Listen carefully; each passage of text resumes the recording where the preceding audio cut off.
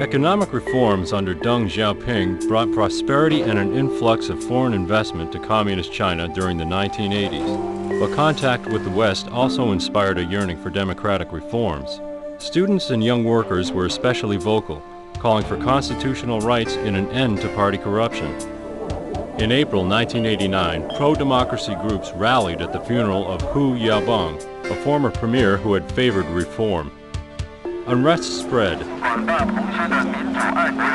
Students across China boycotted classes. In Beijing, students demanding to meet with Premier Li Peng were turned away, increasing frustration. On May 4th, several hundred students pitched tents in Tiananmen Square, declaring a hunger strike. Thousands more joined in.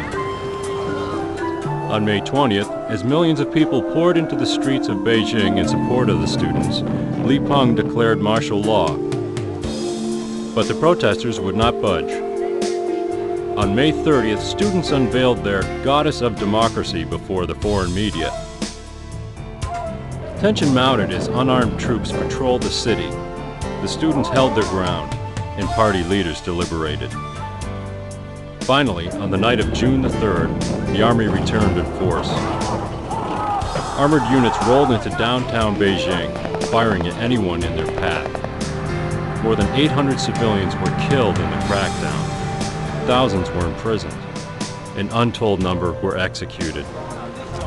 Although hopes for democratic reform were doused, the events at Tiananmen Square in 1989 left the world with enduring images of personal courage.